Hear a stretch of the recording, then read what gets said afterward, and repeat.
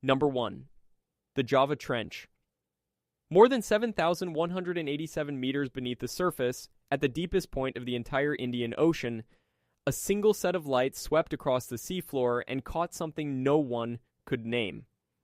The place is the Java Trench, sometimes called the Tonga Trench. It runs south of Java and Sumatra, a gash in the seabed carved where one slab of the planet dives beneath another. On April 5, 2019, a man named Victor Vescovo became the first person ever to reach this bottom in a crewed vehicle. His submersible was the limiting factor, a titanium sphere built by Triton submarines and rated to survive the crushing pressure of the deepest ocean on Earth. Down there, the water pushes with more than 700 atmospheres of force. That is over 10,000 pounds, pressing on every square inch.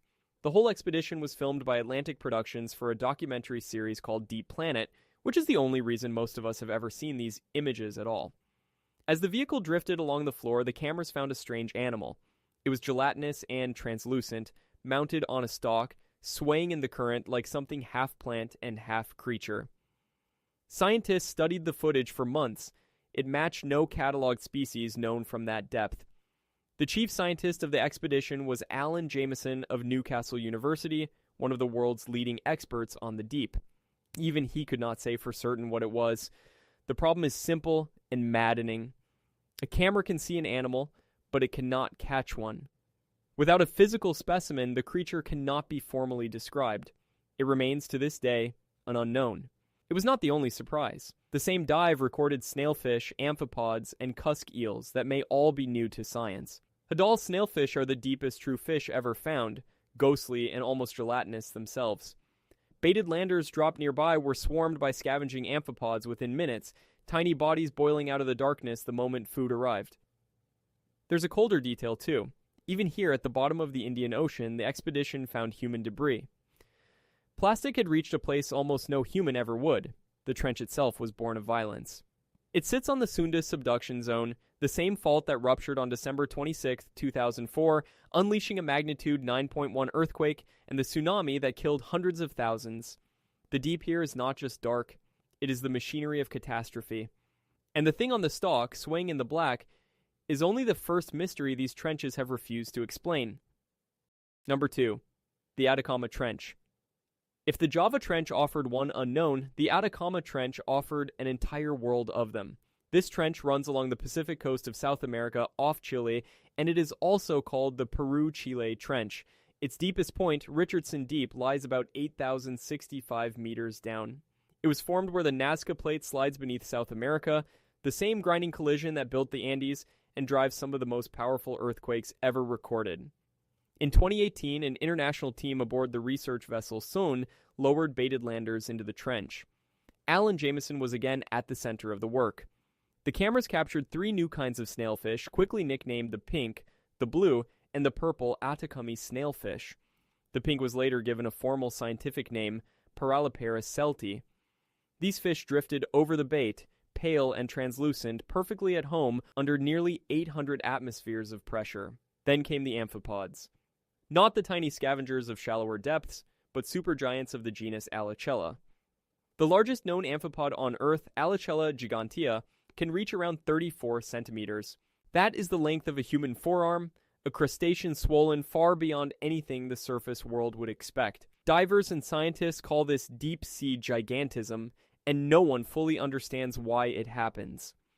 4 years later, in 2022, a Schmidt Ocean Institute expedition returned aboard the vessel Falkor, guiding the remotely operated vehicle Sebastian along the trench. That is when they filmed the blue goo. Translucent, sack-like blobs clung to the rocks, soft and featureless, unlike any obvious animal. On camera, no one could identify them. Later, researchers suspected they might be soft corals, sponges, or tunicates, but at the moment of discovery, they were simply an unexplained smear of pale blue life. The strange richness of this trench has a cause. Above it flows the Humboldt Current, one of the most productive stretches of ocean on the planet. A constant rain of dead organic matter falls into the trench, feeding an unexpected abundance of scavengers. The desert overhead, the Atacama, is the driest place on Earth, while the trench beneath it teems with life. Nearby in 1960, the Valdivia earthquake struck at magnitude 9.5, the strongest ever measured. The fish here survive thanks to a molecule called TMAO, which stabilizes their proteins against the pressure. But even that has a limit, somewhere around 8,200 meters, below which no fish can live. Above that line, the trench keeps producing giants and blobs we still cannot name. Number 3, the Tonga Trench. Now go deeper still to the second deepest place on the entire planet. The Tonga Trench lies in the southwest Pacific, east of the islands of Tonga. Its deepest point is called Horizon Deep, and it plunges to roughly 10,820 meters. That is about 35,500 feet. Only the Challenger Deep in the Mariana Trench goes deeper. Horizon Deep took its name from the research vessel Horizon, which surveyed it back in the 1950s. Victor Vescovo dived here too in 2019 in the same submersible that carried him to the Indian Ocean floor. The pressure at the bottom exceeds 1,080 atmospheres. That is more than 1,000 times the weight of the air you are breathing right now, bearing down on every surface. The Tonga Trench is one of the most violent places on Earth. Here, the Pacific Plate dives beneath the Tonga Plate at one of the fastest rates measured anywhere, up to about 24 centimeters every year. That collision generates deep earthquakes, some of them nearly 700 kilometers below the surface. To the south, the Tonga Kermadec Arc bristles with active submarine volcanoes, including Hunga Tonga, which erupted in 2022 in one of the most powerful blasts of the modern age. At the bottom, the water hovers near 1 to 2 degrees Celsius, just above freezing. The crew saw gelatinous animals drifting past and amphipods scavenging in the sediment, and they saw something else: plastic, human trash, resting at the second deepest point on Earth exactly as it had at Challenger Deep.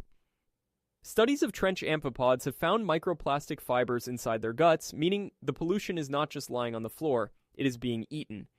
The scientists who study this realm call it the Hadal Zone, after Hades, the ancient Greek underworld. It is a fitting name. Only 3 crewed vehicles in history have ever passed 10,000 meters. The walls are steep, the darkness total, and disorientation is constant. Snailfish and cusk eels flicker at the very limit of where fish can survive. Navigation by submersible here is brutally difficult, the walls dropping away in every direction with no landmarks and no light beyond the vehicle's own lamps. Fewer people have stood on this floor than have walked on the moon. The Tonga Trench proves something unsettling. If our garbage has already reached the bottom of the world, then almost nothing about the deep is truly beyond our touch, and almost everything about it is still beyond our understanding. Number 4. The Devil's Throat. So far, the terror has belonged to machines. Now it belongs to people.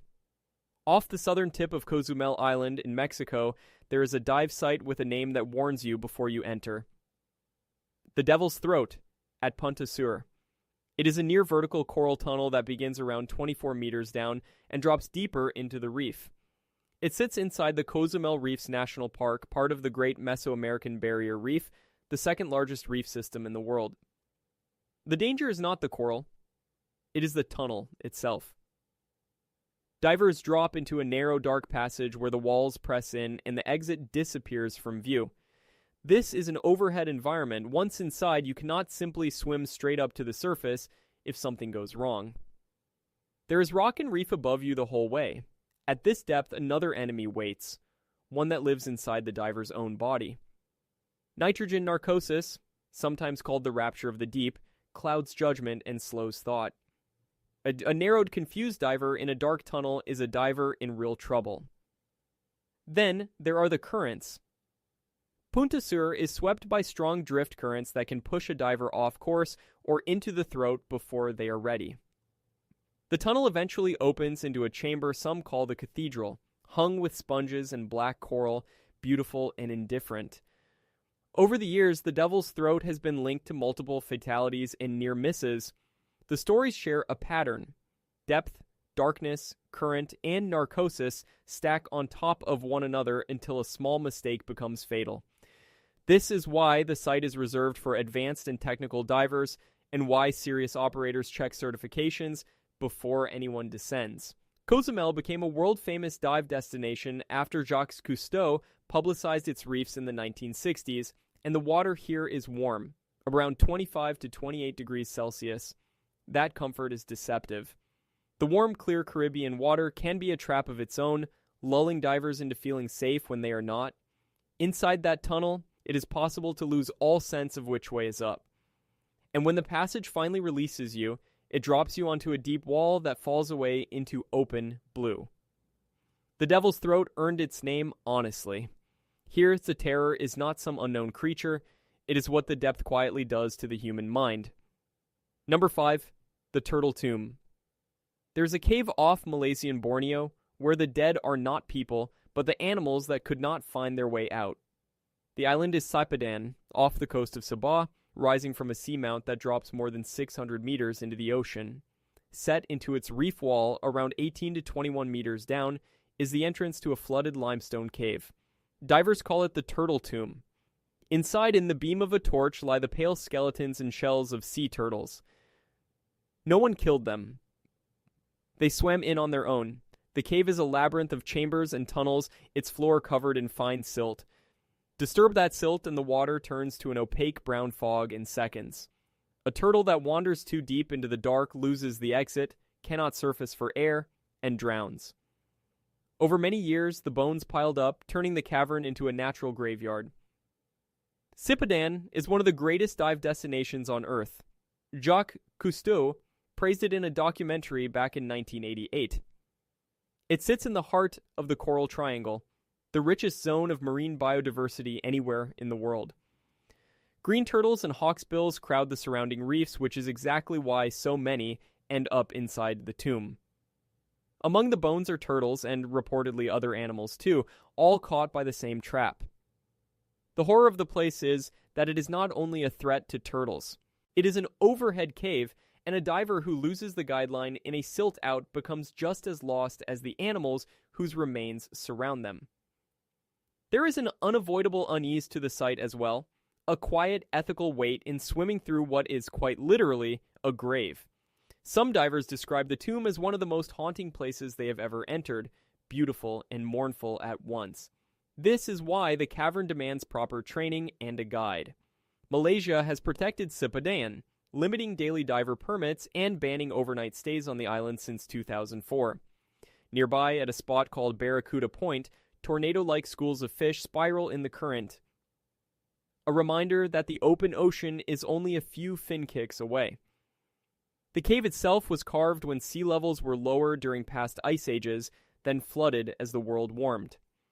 Now it waits, silent and beautiful, a lesson that even air-breathing creatures can be swallowed by the geometry of the deep. Number 6. The Bloody Bay Wall. Some places terrify not with darkness, but with emptiness. On the north coast of Little Cayman, in the Cayman Islands, there is a drop-off called the Bloody Bay Wall. What makes it famous is how it begins. The top of the wall sits astonishingly shallow, in some places just 6 meters down, barely 20 feet below the surface. From that lip, the reef does not slope. It falls. Straight down, past 1,800 meters, roughly 6,000 feet, into blue-black nothing. The site lies within the Bloody Bay Marine Park, and its face is a garden of sponges, sea fans, and black coral. But it is the edge that haunts divers. Hover there, and the abyss opens directly beneath your fins. The Caribbean water is often clear beyond 30 meters, which only sharpens the sensation. You can see just enough to understand that you cannot see the bottom. Divers describe a genuine vertigo, the same lurch you feel at the edge of a cliff, except here there is no ground at all. That feeling is not only in the mind. The extreme depth just off the wall means a diver who is overweighted, panicked, or narked can sink fast, slipping past safe limits before they realize it. This wall is the visible upper edge of the Cayman Trench system, one of the deepest parts of the entire Caribbean. Chasing a photograph or a passing eagle ray a few meters too far can pull a diver into the grip of nitrogen narcosis. The wall teems with life. Reef sharks, turtles, and big groupers patrol the face, and eagle rays glide along the drop. Because the top is so shallow, almost anyone can reach the lip, which is part of the danger. The barrier to arriving is low, but the consequence of descending too far is severe. because the bottom is effectively unreachable. Photographers love the wall for the silhouettes of divers hanging against infinite blue. Little Cayman itself is tiny and sparsely populated, which has helped keep the reef relatively pristine, its sponges and corals unusually vivid against the dark. Marine park moorings mark the safe entry points and protect the reef from anchor damage. The name itself is tied to old stories, to the color of the water at sunset, or to pirate lore. Whatever its origin, the Bloody Bay Wall remains one of the purest demonstrations of a simple truth. The ocean does not need teeth to frighten you, it only needs to be deep. Number 7. The Congo Canyon. Not every terror in the deep can be seen at all. Off the west coast of Africa lies one of the largest submarine canyons on the planet, the Congo Canyon. It is connected directly to the mouth of the Congo River, which pours sediment straight off the land and into the abyss. The canyon stretches around 800 kilometers out to sea and cuts thousands of meters deep into the seabed. In 2020, scientists recorded something extraordinary inside it, an underwater avalanche. These events are called turbidity currents, and they are dense, churning slurries of sediment and water that race along the canyon floor. This one was measured by a team including Peter Towling of Durham University. The flow lasted more than 2 days, and instead of slowing, it accelerated, reaching speeds of around 8 meters per second. It grew as it traveled, a landslide in slow, unstoppable motion. Then it did something that reached all the way back to the surface world. The current physically snapped 2 submarine telecommunications cables lying across its path. In January of 2020, that break slowed internet connectivity for countries including Nigeria and South Africa. An invisible avalanche at the bottom of the sea reached up and touched the daily lives of millions of people who had no idea it existed. Turbidity currents are among the hardest things in the ocean to study, for a brutal reason. They destroy the very instruments meant to measure them. Sensors placed in the Congo Canyon were dragged from their moorings and buried what we know almost by accident, from the wreckage the flow leaves behind. These events can be triggered by river floods, by storms, or by the slow collapse of sediment that has piled up too high. The Congo Canyon is fed by the second largest river on Earth by discharge, and its underwater fan is one of the greatest sediment deposits on the planet. Deep-sea creatures living here are adapted to being periodically buried alive by these flows.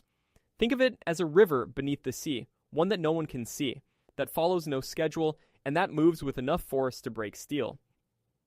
The Congo Canyon is proof that the deep can be terrifying even when there is nothing there to look at. Number 8. The Blue Hole of Gozo. On the Maltese island of Gozo, near a place called Dwedra, there is a dive site that is now, in part, a ruin. The Blue Hole is a vertical shaft in the limestone, about 25 meters deep, connected to the open Mediterranean through a natural underwater archway. For decades, right beside it stood the Azure Window, a huge natural stone arch that was one of Malta's most famous landmarks. On March 8, 2017, during a storm, the Azure Window collapsed. The entire arch crumbled into the sea within moments and simply vanished from the skyline. Geologists had warned for years that erosion would eventually bring it down, but the suddenness still stunned the country. What it left behind was a field of enormous limestone boulders scattered across the seabed, at depths ranging from about 7 to 50 meters. Today, divers descend through the Blue Hole and out through the arch to swim among that rubble. It is a strange and solemn experience, drifting over the shattered remains of a wonder that people once photographed from the cliffs above. The Mediterranean's clarity shows the boulders in ghostly precise detail. Nearby, the inland sea offers another route, a cave tunnel about 60 meters long that connects a sheltered lagoon to the open water. But this site is not just scenic. It has a real record of diver deaths, tied to the same forces that appear again and again in these stories: depth, current, and the overhead environment of the caves and archways where a straight ascent is impossible. Surge and swell can turn the Blue Hole entrance treacherous when the weather turns, funneling water in ways that catch divers off guard. Malta is a beloved dive destination precisely because of features like this: dramatic drop-offs, caverns, and swim-throughs carved by millennia of waves. The Azure Window had appeared in films and television before it fell. Now it lies in pieces on the seabed, and divers move quietly through the ruins. It is a rare thing to swim through the fresh grave of a landmark, and to feel the sea patiently taking back what the land once held. Number 9. The Nazaré Canyon. The next trench does not just terrify the people who go into it, it builds the largest waves that anyone has ever ridden. Off the town of Nazaré, on the coast of Portugal, lies the biggest submarine canyon in all of Europe. The Nazaré Canyon stretches about 230 kilometers out to sea and reaches depths near 5,000 meters. What makes it extraordinary is where it begins. The head of the canyon comes within roughly 1 kilometer of the beach. That closeness is the whole secret. The deep canyon and the shallow coastal shelf sit right next to each other, and when ocean swells arrive, the difference in depth bends and focuses their energy. The canyon acts like a funnel, channeling that power straight toward the headland at Praia do Norte. The result is a monster. In November of 2011, the surfer Garrett McNamara rode a wave at Nazaré estimated at around 24 meters, about 78 feet, setting a world record. Later riders, including Sebastian Stüdner, were measured on waves even larger, around 26 meters and beyond. The waves are so fast and so huge that surfers cannot paddle into them. They are towed by jet ski, flung across faces of water taller than buildings. The lighthouse at the old fort of São Miguel Arcanjo has become the world's most famous vantage point for watching them break. But all of that violence above the surface is created by the silent chasm below it. Just offshore, the water plunges into darkness far faster than a normal coastline would allow. Underwater, the Nazaré Canyon is a vast V-shaped gorge that dwarfs anything sent into it. Scientists study it for its sediment transport, its turbidity currents, and the cold water corals that cling to its walls. Storms can trigger flows of sediment down its length, avalanches much like those in the Congo. It is a textbook case of how a hidden underwater trench directly shapes the deadly world above it.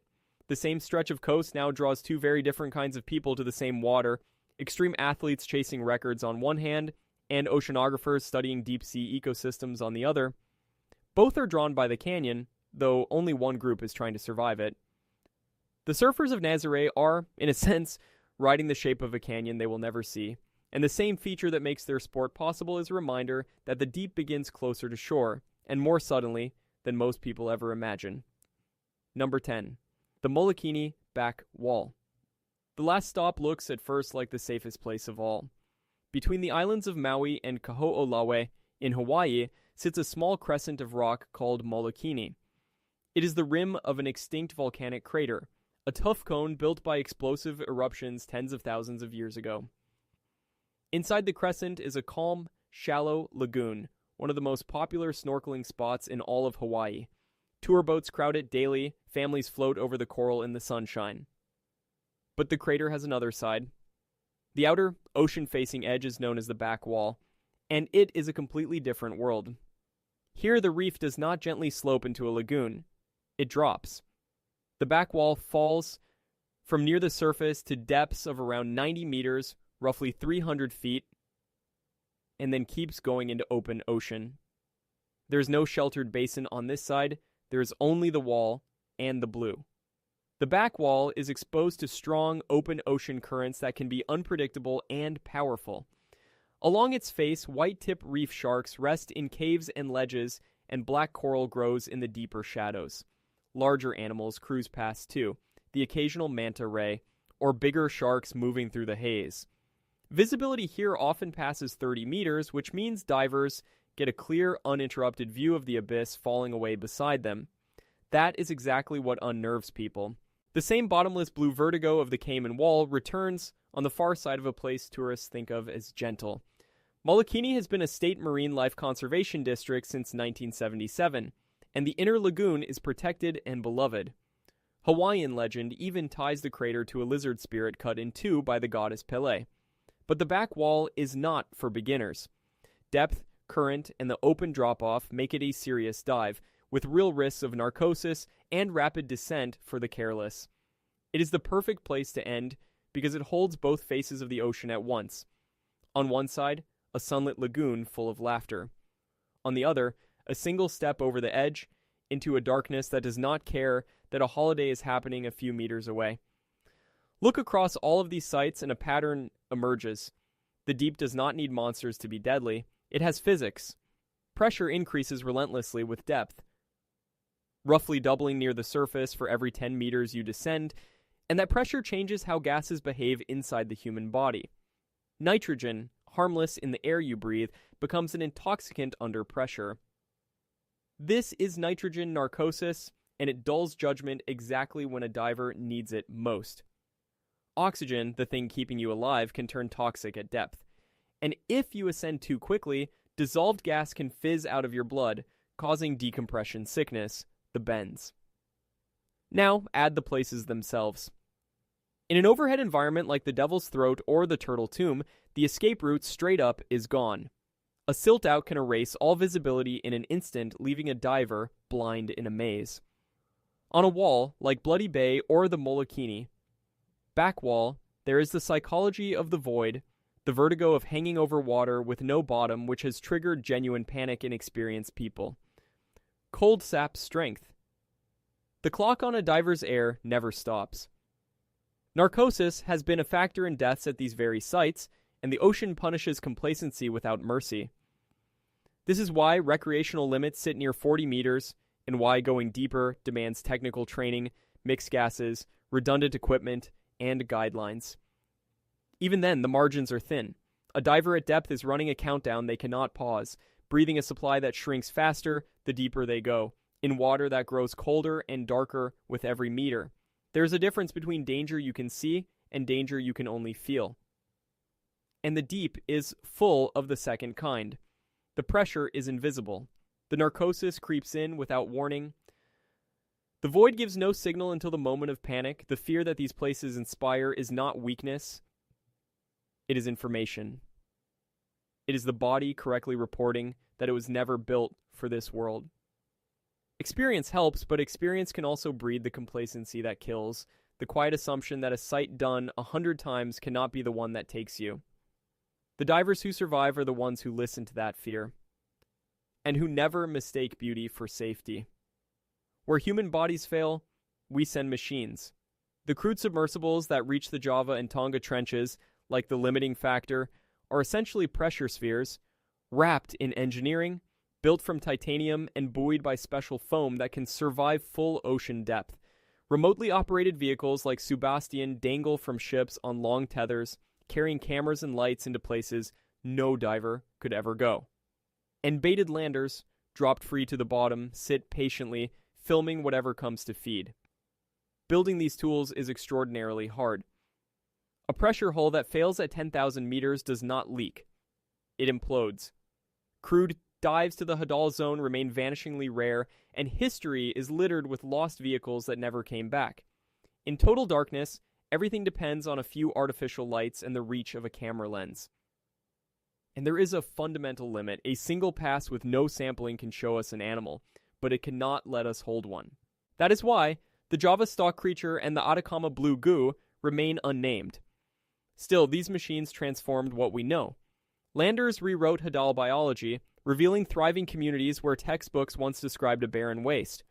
Before free-falling cameras reached these depths, scientists genuinely debated whether much could live in the trenches at all. The footage answered that question in the most vivid way possible, with swarming amphipods and drifting snailfish crowding the lights. Victor Vescovo's 5 Deeps expedition, the first to reach the bottom of all 5 oceans, marked a turning point, and institutions like the Schmidt Ocean Institute now stream their discoveries openly to the world, letting anyone watch a trench floor in real time. The machines are steadily closing the gap, but every time they film something we cannot classify, they remind us how much of that gap is still open. Return, for a moment, to the things we could not name. The stalked creature swaying at the bottom of the Indian Ocean, the pale blue blobs clinging to the rocks of the Atacama Trench. These are not failures of technology. They are honest confessions about how little of the deep sea we have actually cataloged. A sighting is not a species. To formally describe an animal, science generally needs a specimen, a body it can examine, dissect, and sequence. That requirement collides with the nature of the deep. Many of these organisms are soft, gelatinous, and fragile, and they often fall apart when brought up through changing pressure and temperature.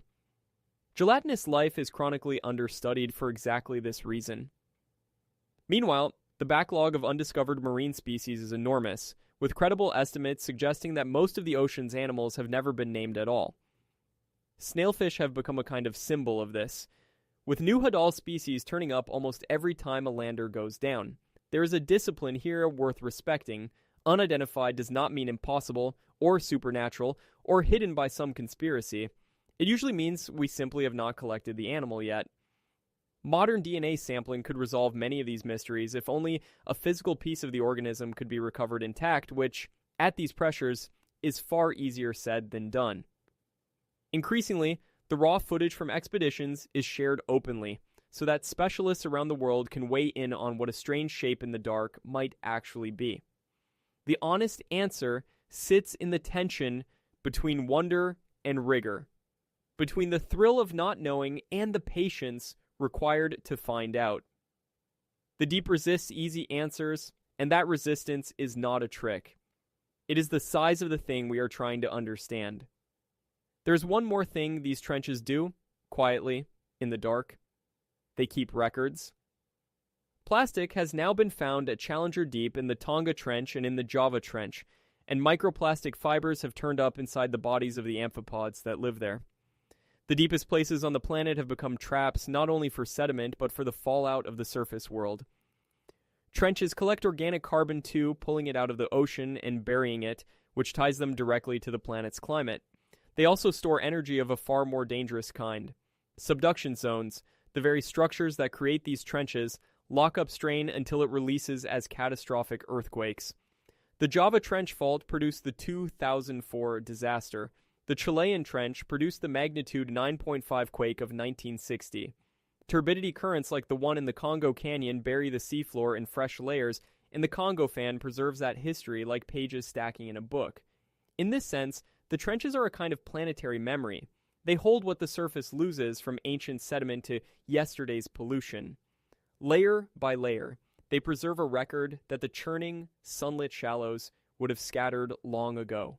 Scientists prize these deep archives precisely because they are so undisturbed, reading them like tree rings to reconstruct past earthquakes, climates, and floods. The unsettling part is what that memory now contains. Our fingerprints have reached the least visited places on Earth. In the form of plastic bags on trench floors and synthetic fibers inside living animals, the deep is recording us, faithfully, at the bottom of the world, whether we ever go back to read it or not. Step back from all 10 places, and the same thread runs through every one of them. It is not teeth or claws or myth. It is verticality. It is darkness. It is the unseen.